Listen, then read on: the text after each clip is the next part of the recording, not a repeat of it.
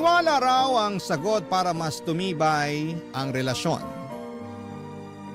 Ang pangit nga lang sa pakiramdam kung hirap kang ibigayon sa iyong kapareha. Ikaw, kabarangay, kaya mo bang magtiwala sa iyong karelasyon kahit na alam mong puno ka ng pagdududa? Dear Papa Dudut, magandang araw sa inyo at sa mga ka-forever at kahabang buhay. Ako nga pala si Vanessa, 35 years old, na pangasawa ko ang beshi waps kong si Marvin. Kaedad ko rin siya, 10 years old pa lamang kami nang maging matalik kaming magkaibigan. Kaya naman masasabi kong kilalang kilala na namin ang isa't isa.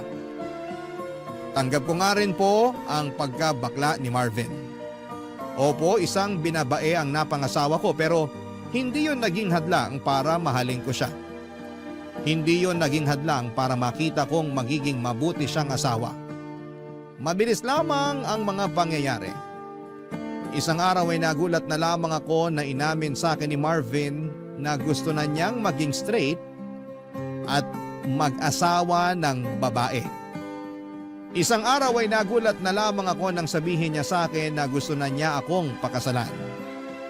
Wala pa kaming relasyon noon pero sinabi niyang maitatawid namin ang pagsasama namin dahil matibay ang pundasyon ng pagkakaibigan namin. Pumayag ako, lagpas 30 na ako noon. Gusto ko na rin namang mag-asawa. Hindi ko pinagsisihan na umuo ako kay Marvin. Kahit sabihin pang marami ang mga humusga sa tibay ng relasyon naming dalawa. Marami ang nag-iisip na panandalian lamang ang magiging relasyon namin dahil siguradong babaluktot daw muli si Marvin. At ako naman daw ay hindi makukontento sa pagsasama namin dahil alam ko raw na iba ang hanap ni Marvin sa isang asawa. Kibit balikat na lang kami sa mga sinasabi ng iba dahil gusto naman naming panindigan ang desisyon namin. Kaya lang isang araw ay nagsimula na ako magduda sa kanya, Papa Dudut. Natakot na ako sa kahihinatnan ng relasyon namin. Nangyari yon nang tulungan ko siyang mag-ayos ng mga gamit niya isang buwan pagkatapos naming ikasal, Papa Dudut.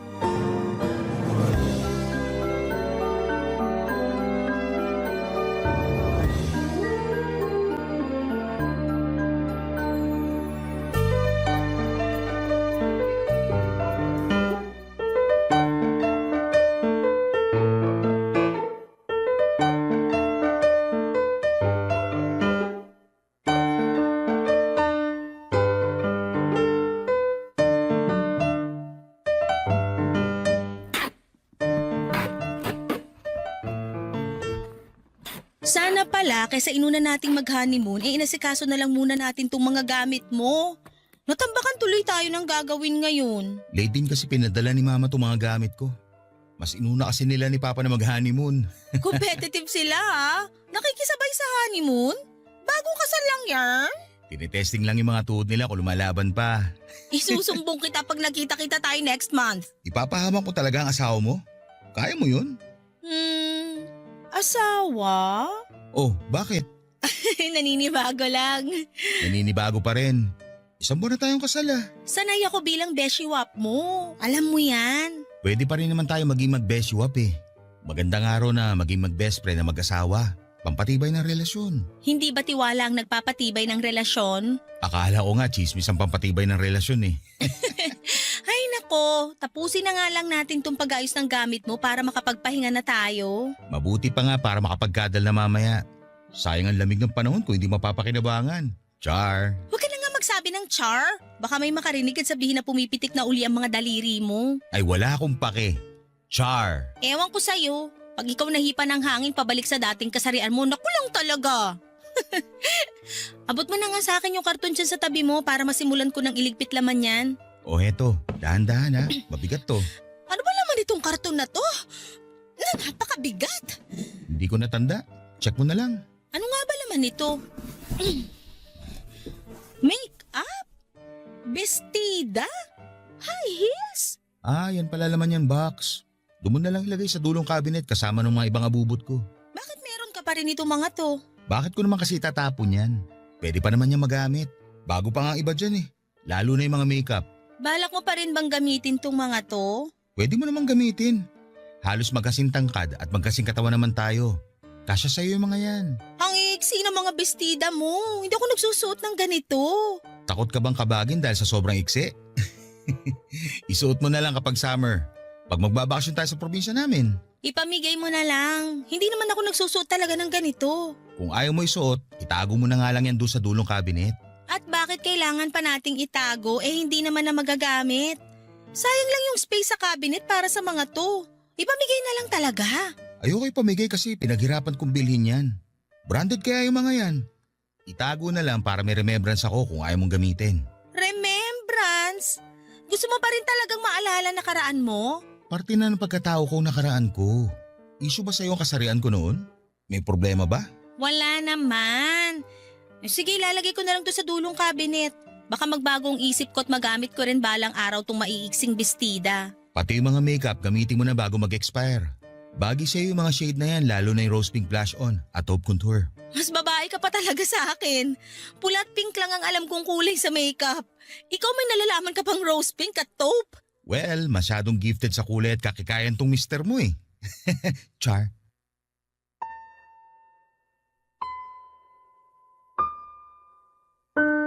Alam kong nagbibiro lang noon si Marvin sa pagbabakla-baklaan niya. Pero medyo kumabog ng kaunti ang dibdib ko dahil mansyado pa rin ang pagiging bakla niya para sa akin. Recent lang kasi siya nagbagong buhay, Papa Dudut. Siguro doon pa lang ako noon nilamon ng mga sabi-sabi na mga kakilala namin na isang araw ay muling magbabalik loob si Marvin sa pagiging binabae. Para mawala ang pag-overthink ko ay nag-focus na lamang akong muli sa pag-aayos ng gamit ni Marvin, Papa Dudut. Marami pa ako nakita roon ng mga gamit niyang pangbabae. Hindi na lang ako umiimik at nilagay na lamang lahat sa dulong cabinet. Umaasa ako na hindi na yon magagamit pa ni Marvin. Umaasa ako na isang araw ay siya na ang magdidesisyon na ipamigay na lamang ang mga yon kesa gawing remembrance sa naging buhay niya noon. Natatandaan ko pa na kasama ako noon lagi ni Marvin na bumili ng mga damit na pangrampa niya. Ako lagi ang tumutulong sa pagbibitbit ng mga pinag-shopping niya para sa pageant na sinasalihan niya noon. Pati nga yung mga damit na isusuot niya para sa mga date niya. Ako rin, Papa Dudut, ang kasama niya sa pagbili noon. Nakakatawa lang na isipin na asawa ko na ang beshi waps kong bakla na mas babae pa kung umasta noon sa akin. Minsan nakakaduda talaga kung totoong gusto na niyang maging straight o nape-pressure lamang siya ng iba para yakapin ang una at totoong kasarian niya. Lalo na kapag may kasama siyang ibang lalaki. Lalo na yung alam kong tipo niyang lalaki. Lumakas ang kaba ko lalo na noong pinakilala niya sa akin ang bago niyang katrabaho na si Deo.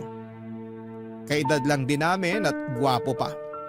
Dinala niya sa bahay namin isang gabi para makikain sa amin ng hapunan, Papa Dudut.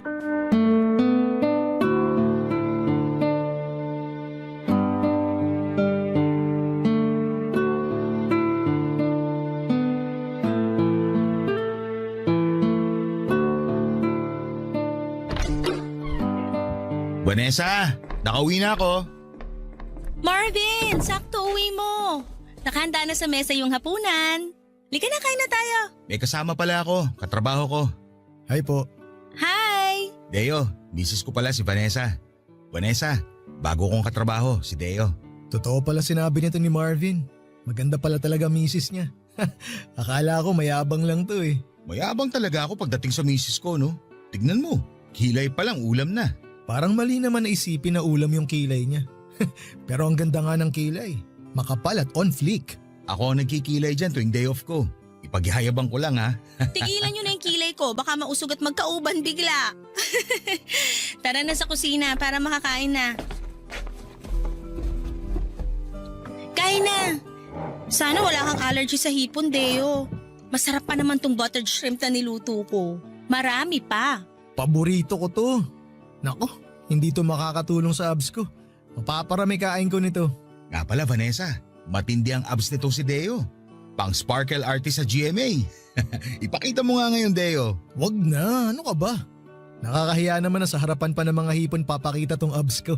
Kesa naman mamaya mo pa ipakita yan eh. Lulubog na yan kapag naparami ka ng kain ng hipon at kanin. Huwag mo na lang tad yung abs mo. Naniniwala naman akong pang-artista yung nasa tiyan mo.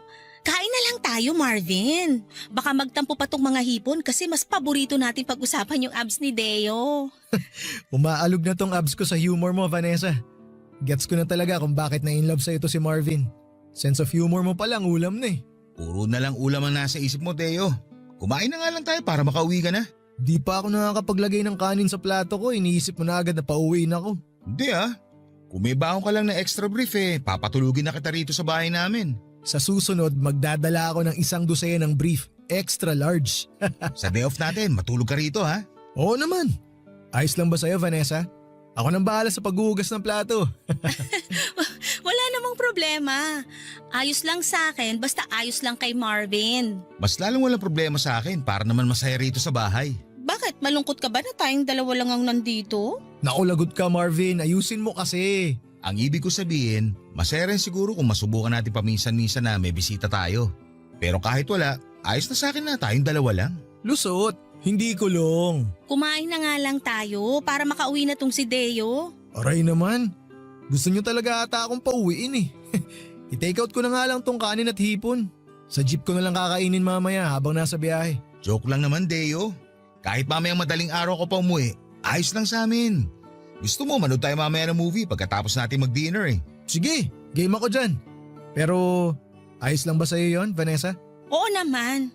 Nood tayo ng movie mamaya pagkatapos kumain. Tama na kwentuhan. Kain na tayo para makanood na mamaya. Imbis na kumain ay nagpatuloy pa rin sa tawanan at usapan sina Deo at Marvin Papadudut. Hindi na nga ako gumatong pa sa usapan nila para hindi na yon humaba pa. Pero ganun pa rin. Tawanan lang sila ng tawanan na akala mo'y matagal na silang magkakilala. Hindi na rin ako nakaimik pa kahit gustuhin ko man. Parang nakalimutan na kasi nilang andun ako.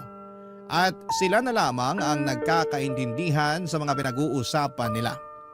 Kumain na lamang ako para makaramdam sila at doon na rin sila sumunod. Akala ko kapag nagsimula na silang kumain ay hindi na sila magkwekwentuhan. Pero hindi yun nangyari, Papa Dudut. Sumigi pa rin sila ng sumigi sa usapan. Late na tuloy kaming natapos kumain. Inaantok na ako noon pero ayaw pang umalis ni Deo. Gusto pa niyang manood ng TV at sinamahan tuloy namin siya. Ni Marvin na tuwang-tuwa rin. Habang magkakasama kami ay para ako naging third wheel sa kanila. Naalala ko bigla noong mga panahong third wheel ako kay Marvin at sa mga naging boyfriends niya. Ako lagi noon ang bumabangka sa kwentuhan dahil madalas ay nagkakahiyaan silang magkakarelasyon. Noong time na kasama namin ni Deo ay parabang naulit ang nakaraan. Ang kaibahan lamang, silang dalawa ni Marvin ang bumabangka sa usapan samantalang ako ay tahimik lang. Hindi ko noon alam ang mararamdaman. Nakikita kong masaya si Marvin kasama ang kaibigan at katrabahong si Deo. Pero ang sakit lang na makitang parang mas masaya siyang kasama si Deo kesa sa akin ang mismong asawa niya. Mas lumalim lang tuloy ang selos at pagdududa ko, Papa Dudut, kung totoo ba ang kagustuhan ni Marvin na magbagong buhay na. Papa Dudut. Barangay Love Stories. Barangay Love Stories. Sa pagdaan ng mga araw, Papa Dudut, ay hindi ko sinabi kay Marvin ang totoong nararamdaman ko. Takot akong magising ang pagkabakla niya oras na maparami ang oras na kasama niya si Deo. 6 na araw pa naman sa loob ng 1 linggo kung magkasama sila sa trabaho. Hindi ko alam kung ano ang ginagawa nila sa tuwing magkasama sila sa opisina. Madalas akong napapraning lalo't nasa bahay lamang ako palagi. Naka-work from home kasi ako at halos wala naman akong ginagawa masyado sa trabaho ko. Kaya mas dumadami tuloy ang oras ko sa pagdududa at pag-overthink. Inisto ko pa nga ang Facebook ni Deo at lumaki ang insecurity ko nang makita ko ang mga halos hubad na larawan nito sa Facebook. Ganon na ganon ang mga itsura ng mga naging karelasyong lalaki ni Marvin noon. Hindi ko na alam kung ano ang gagawin ko para makapagtiwala akong muli kay Marvin. Sinubukan ko namang pigilan ang nararamdaman ko, kaya lang masyado yung nagsusumigaw. Lalo na kapag nakikita ko si Marvin na may nakakasalubong na ibang lalaki. Bukod kasi kay Deo ay madalas na rin akong magselos sa mga lalaking nakakasalamuha ni Marvin. Pati na yung mga nasasalubong namin ay biktima na rin ng pagdududa ko. Noong una ay kinikimkim ko lamang ang selos ko hanggang lumalim na yon ang tuluyan. Isang araw nasa mall kami naglalakad at nagpababa ng mga kinain namin, pauwi na rin sana kami noon, nang biglang tumawag si Deo kay Marvin.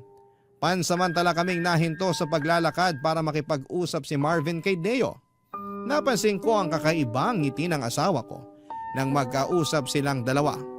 Muli, Papa Dudut, aaminin ko na nagselos ako.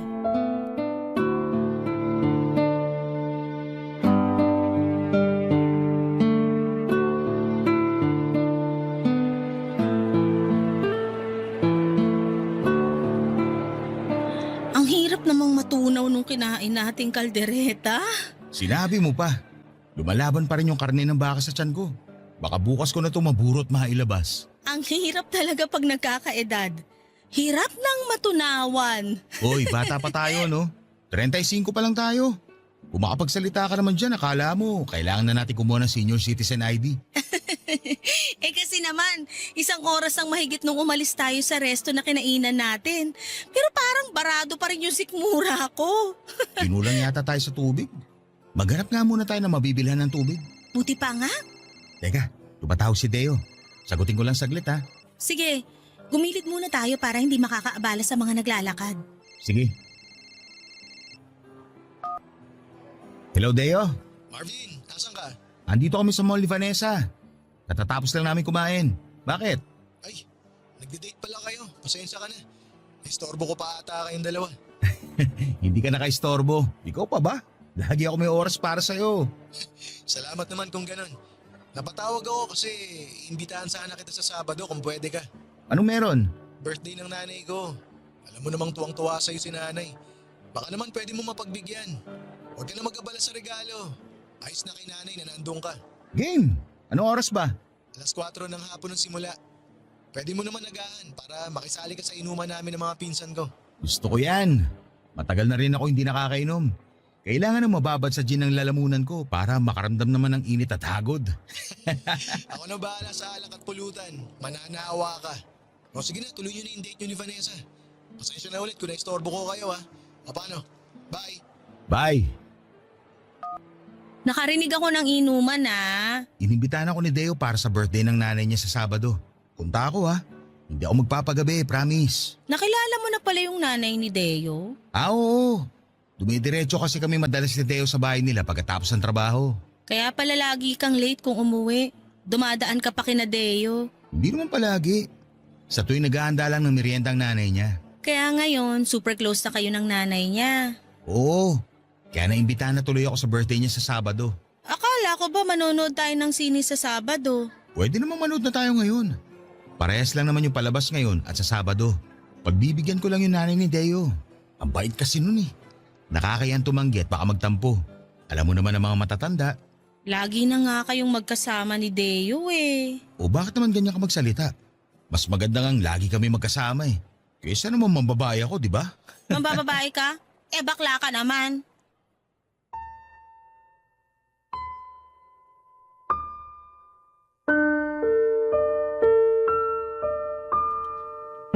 Papadudod, hindi ko maiwasang masabi yon kay Marvin dahil sa inis at selos ko.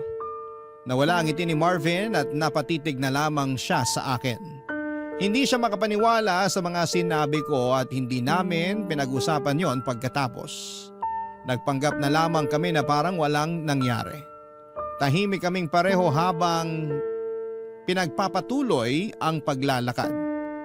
Alam naming nagbago ang mood namin pero wala ni isa sa amin ay walang gustong umamin. Gusto lang naming parehong makaiwas sa away at maiwasang mapag-usapan ang tungkol sa pagbulalas ko sa pagiging bakla ni Marvin. Naghanap kami ng mabibilhan ng tubig at nang nakabili na kami, nag-aya na agad si Marvin na umuwi na. Napagod na raw siyang maglakad. Gusto na raw niyang magpahinga. Tumango na lamang ako at sumunod sa kanya. Hanggang sa pagsakay ng jeep ay tahimik kaming pareho, Papa Dudut. Pati sa pag-uwi sa bahay ay ganun din. Nagkulong siya sa kwarto at ako naman ay naglinis ng mga naiwan naming kalat sa sala. Kinabukasan ay naging okay na ulit kami pero ramdam pa rin namin ang ilangan sa isa't isa. Wala pa rin isa sa amin ang gustong pag-usapan ng mga nangyari sa mall. Isang hapon ay hindi ako mapakali at parang may nagtutulak sa akin para kausapin si Deo. Gusto ko siyang makausap para malaman niya ang nakaraan ni Marvin at para alam din niya kung saan siya lulugar. Baka sakaling maisip niyang irespeto ang relasyon naming mag-asawa. Alam kong emosyon ko ang nagdidikta noon sa akin at mali ko na sumunod ako sa gusto noon. Kinuha ko ang cellphone ko at tinawagan si Deo. Nakuha ko ng palihim ang number ni Deo nang minsang makaidlip si Marvin at nakabukas ang cellphone nito, Papa Dudut.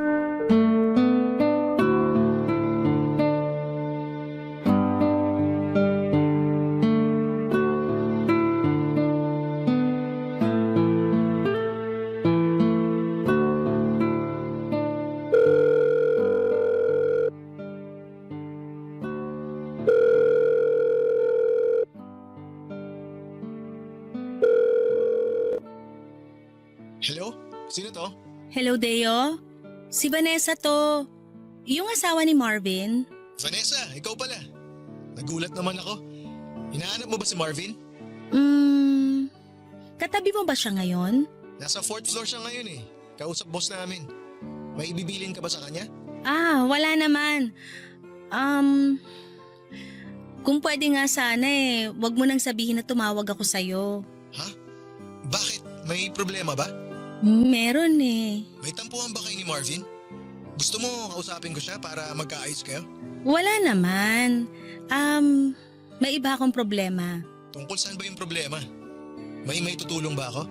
Tungkol sa'yo. At oo, makakatulong ka sa akin. Tungkol sa akin? Teka, may nagawa ba ako sa'yo? Ay. Alam mo bang dating bakla si Marvin? Hindi niya nakwento pero ramdam ko naman. Ilantik pa lang ng daliri hindi na kailangan pag-usapan Mag-beshiwap kami ni Marvin mula nung 10 years old kami. Bakla na siya noon pa man. Tapos last year lang nagplano na siyang maging straight na lalaki. Para magawa yon, inaya niya ako magpakasal. Pumayag ako agad. Grabe. Akala ko sa barangay love stories lang nangyayari yung mga ganyang kwento Seryoso ko. Ano naman ngayon ang problema kung sakali? Hindi ka ba naniniwalang straight na siya? Medyo alanganin, lalo na nung pinakilala ka niya sa akin. Bakit naman ako nadamay sa problema? Katrabaho niya lang naman ako. Pero kasi nung bakla pa siya, mga tipo mo yung ginojowa niya. Mapuputla na macho. Alam ko yun kasi ako ang tulay niya lagi sa mga naging jowa niya noon. Beshiwap na, tulay pa, asawa pa. Talo mo pa 3-in-1 na kape Ikaw na. Pasensya ka na kung sinasabi ko sa'yo to ngayon ha. Ayos lang, walang problema. Mabuti nga't nasabi mo to sa akin. Ngayon alam ko na kung saan ako lulugar. Nadamay ka pa sa pagsiselos ko. Pasensya ka na talaga. Wala yun. Pero matanong lang kita, wala ka bang tiwala kay Marvin? Dati, meron. Kaya lang nagduda na ako nung lagi na kayong nagkakasama. Lagi talaga kami magkasama kasi magkatrabaho kami. Diyan nga ako takot Dahil halos 9 hours kayong magkasama sa trabaho. Imposibleng hindi kayo magka-developan. Pagdating sa parting yan, malabo yan. Paanong malabo? Lagi kang binibida ni Marvin. Panay ang papuri niya sa kagwapuhan mo. Lalo na sa abs mo. Kahit sinong misis magdududa kung bukang bibig lagi ng misteryong katrabaho niya. Ako na nagsasabi sa'yo, kahit pa 15 hours kami magkasama ni Marvin sa trabaho, malabo magkagustuhan kaming dalawa. Bakit naman? Kasi may boyfriend na ako. 2 years na kami mahigit at masaya kami sa relasyon namin. Walang dahilan para magloko. Bakla ka rin? Hindi ba halata? Hindi lang pumipilantik mga daliri ko pero kulay pink ang pagkatao ko. Akala ko straight ka. Hayaan mo, sa susunod ipapakilala ko sa'yo boyfriend ko. Naipakilala ko na siya kay Marvin noon. Nakakasama nga namin madalas kapag nagmimerienda kami sa bahay. Alam mo magandang idea din kung tatry mong sumama sa amin minsan ni Marvin para mawala yung pagdududa mo sa asawa mo. Ang akala ni Deo ay mawawala noon ang pagdududa ko kapag nalaman kong may boyfriend na siya. Pero kabaliktaran ang mga nangyari. Mas lalo akong nakaramdam ng selos at mas lalo akong kinabahan. Kung bakla rin pala si Deo ay mas malaki ang chance na magka-developan sila ni Marvin. Kahit sabihin pang may boyfriend na si Deo, pero dahil uso ang cheating ngayon ay hindi ako pwedeng maging kampante. Tinapos ko na kaagad ang tawag dahil halos hindi na ako makahinga dala ng sobrang kaba. Pagkatapos noon ay sinubukan ko na lang na mag-focus sa trabaho ko pero hindi yun nangyari. Ang utak ko ay nakalipad sa future. Iniisip kong balang araw ba ay makakayanan kong tanggapin pag nagka-developan na sina Marvin at Deo. Parang nanikip ang dibdib ko sa iniisip ko. Mahal ko na si Marvin at wala akong ibang gustong mangyari kundi ang maalagaan ang pagsasama naming mag-asawa. Kinagabihan ay umuwi si Marvin, nakasimangot ito at halatang galit. May kutob akong sa akin siya galit at tama naman ako. Alam pala niyang tinawagan ko si Deo. Hindi raw napansin ni Deo na nakabalik na si Marvin mula sa 4th floor at nasa likuran lang siya nito habang magkausap kaming dalawa sa cellphone. Narinig ni Marvin ang pag-assure sa akin ni Deo na walang pwedeng mangyari sa kanilang dalawa dahil may boyfriend ito. Guilty ako noon at panay ang sorry ko pero inis na inis pa rin si Marvin sa akin. Sa sala siya natulog at iniwasan niya ako hanggang kinabukasan. Nahiya ako sa ginawa ko at hindi ko alam kung papaano makakabawi sa asawa ko sa ginawa ko sa kanya. Papadudot nagsisisi ako kung bakit hinayaan kong magpadaig sa emosyon ko. Nagkaroon na tuloy ako ng lamat. Ang pagsasama namin ng asawa kong si Marvin, papadudot. Barangay Love Stories. Barangay Love Stories. Nagkaayos din naman kami ni Marvin pero hindi na kami katulad ng dati, papadudot. Nagbago na siya sa akin at alam kong dala yon ng kawalan ko ng tiwala sa kanya. Kilala ko si Marvin, ang pinakaayaw niya sa lahat ay ang mga taong pinagdududahan siya sa kahit na anong paraan at kadahilanan. Hindi ko man lang pinag-isipan ang ginawa ko. Alam kong nasaktan ko siya at hindi ko alam kung paano pa makakabawi. Mabilis pa namang mawala ng gana si Marvin kapag may nagawa kang hindi maganda sa kanya. Lalo na kung mismong karelasyon niya ang nakagawa ng masama sa kanya. Naalala ko nga yung isang karelasyon niya na siloso. Agad na hiniwalayan ni Marvin nang malaman nitong ini-stalk niya ang mga ex ni Marvin. Hindi raw siya komportable sa ganon. Kaya kahit gaano pa niya kamahal ang ex niyang yon ay iniwan niya agad para sa peace of mind niya. Dahil sa pag-alala ko sa ex ni Marvin ay natakot ako. Kaya nakipag-ayos agad ako sa kanya at ginawa ko ang lahat para mapatawad na niya ang mga nagawa ko. Kinulit ko siya hanggang sa mapilitan na siyang makipag-ayos sa akin.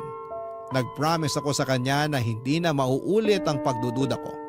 Naniwala naman siya at bumalik na kami sa dati at sinimulan ko ng magtiwala. Kahit medyo aminado ako na medyo nakakaramdam pa rin ako ng selos kay Deo, ay sinikap kong huwag yung ipahalata kay Marvin kapag magkasama kami. Kaya lang isang araw ay nakaramdam na naman ako ng selos, hindi kay Deo kundi sa ibang mga lalaki na nakakasalubong namin sa paglalakad namin sa mall. Nadugtungan na naman ang lamat ng aming relasyon nang dahil doon.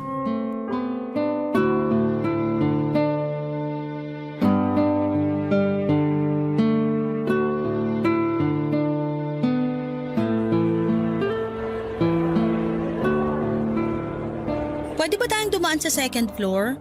Bibili lang ako ng bagong casing ng phone ko. Sure ka? Mas mura kaya online. Umorder ka na lang, free shipping pa. Sale pa naman bukas. Pwede, pero check pa rin natin dito. Maaga pa naman eh. Okay, pero daan lang muna tayo sa pharmacy. Bibili lang ako ng vitamins ko.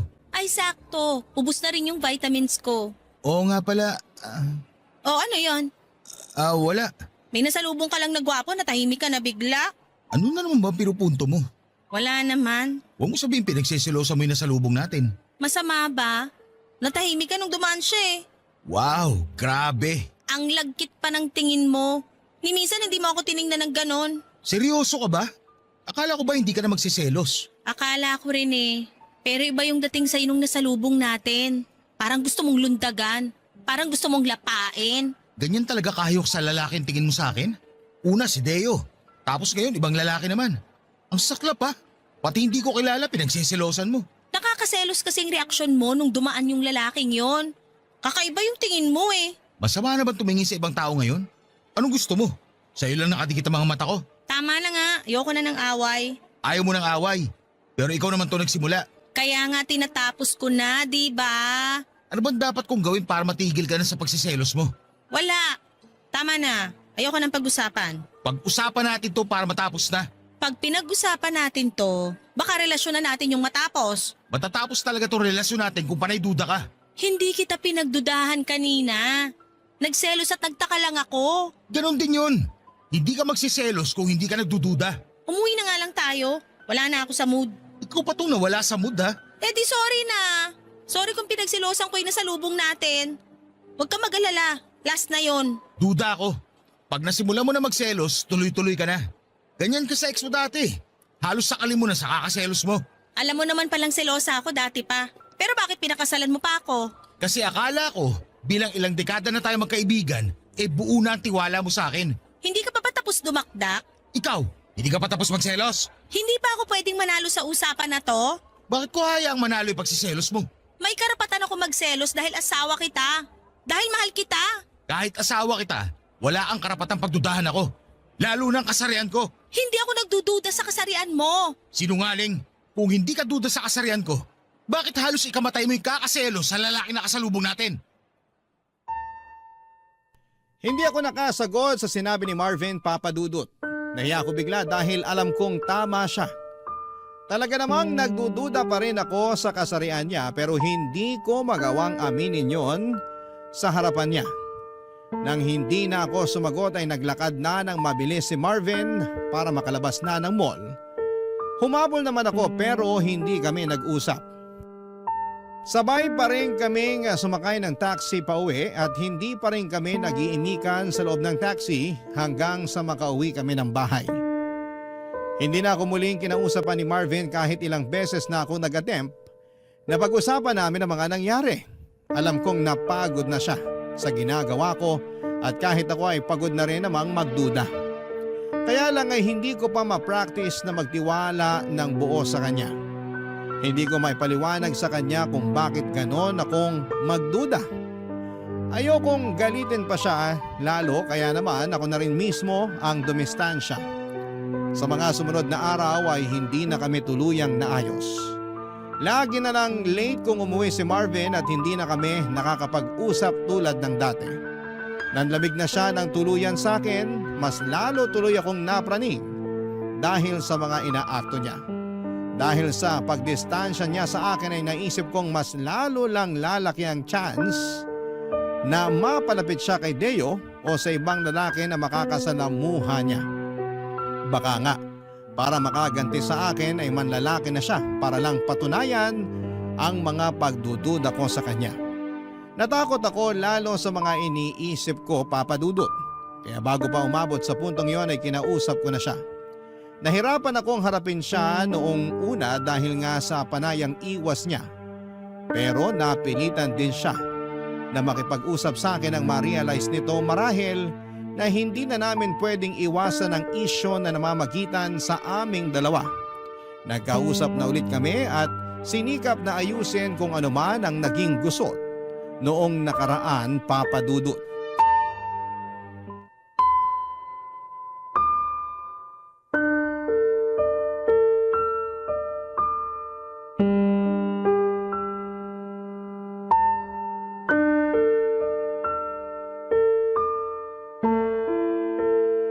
Buti naman at napapayag na kitang pag-usapan natin to.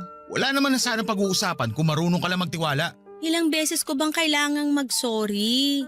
Nakakapagod na ah. Nakakapagod mag-sorry, pero magduda hindi. Sana baliktad na lang. Makinig ka. Alam kong hindi ko na mababawi yung pagdududa at pagsiselos ko sa'yo nung mga nakaraan. Kaya nga gusto kong makabawi ngayon. Babawi ka ngayon tapos bukas balik selos na naman. Ikaw naman tong walang tiwala sa akin. Ikaw pa talaga may gana magsabi niyan? Aayusin ba natin to o hindi na? Hindi ko alam. Pagod na ako sa kakaselos mo.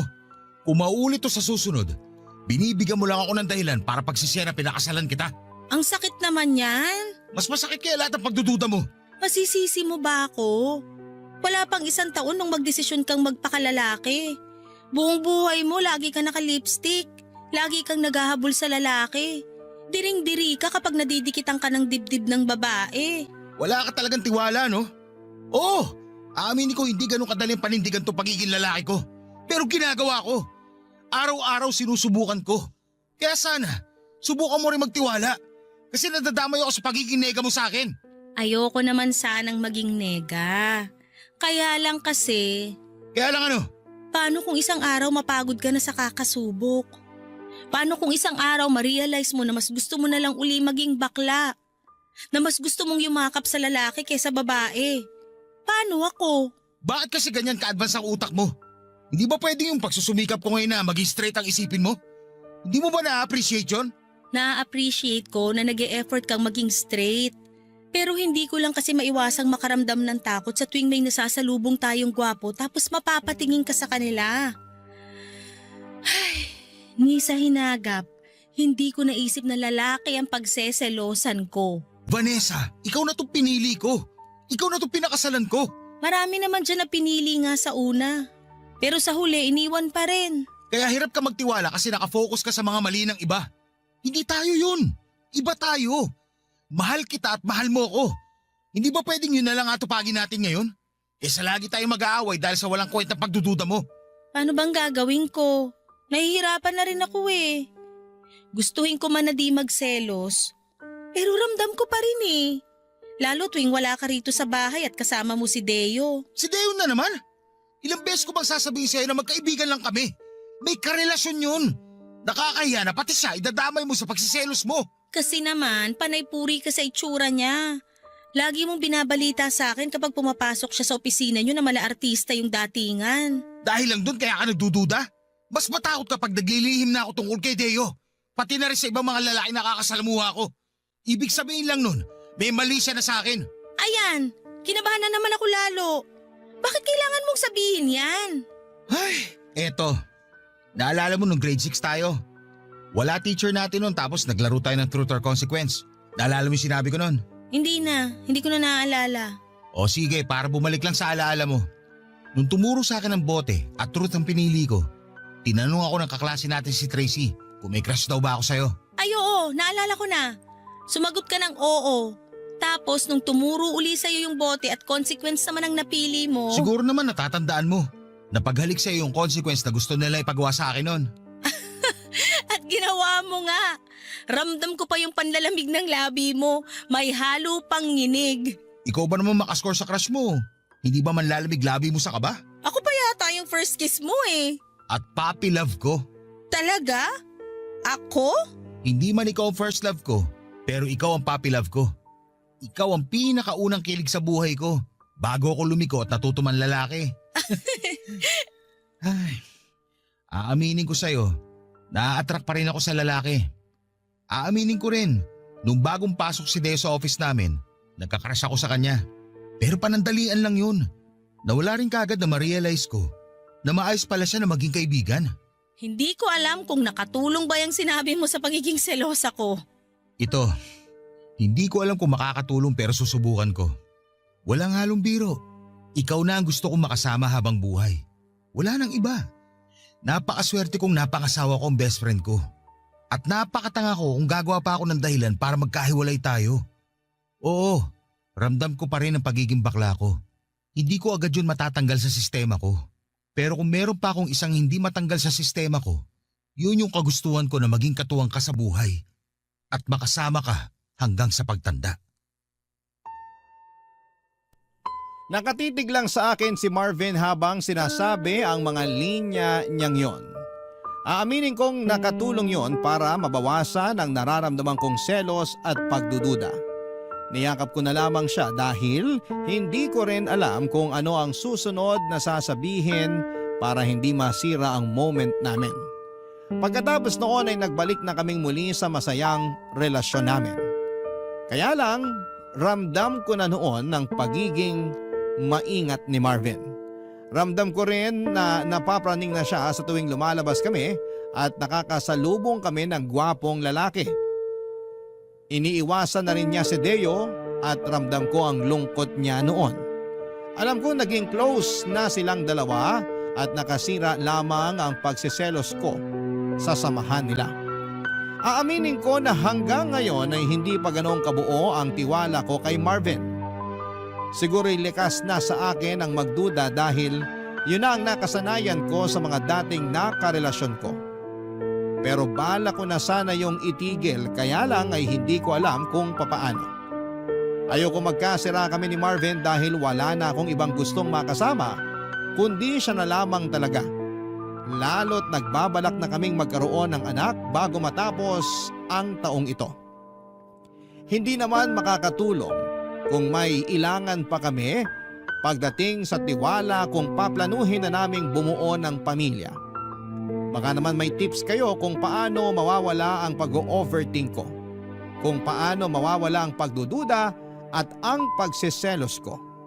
Gusto ko sanang maayos ang relasyon namin pero sana'y matulungan ninyo ako kung papaano. Salamat po sa mga susubok na tumulong at magpadala ng komento sa inyong Facebook page. Salamat na rin po sa team sa Barangay LS sa pagdinig at pagbabahagi ng aking kwento. Ang inyong forever kapuso at kabarangay, Vanessa. Barangay Love Stories. Barangay Love Stories. Nalilito pa rin sa live ang ating kabarangay. Ano kaya ang maipapayo mo sa kanya? Ibahagi mo yan sa ating comment section para mabasa rin niya. Nagustuhan ng iyong napakinggan? Ituloy yan via live stream sa www.gmanetwork.com/radio.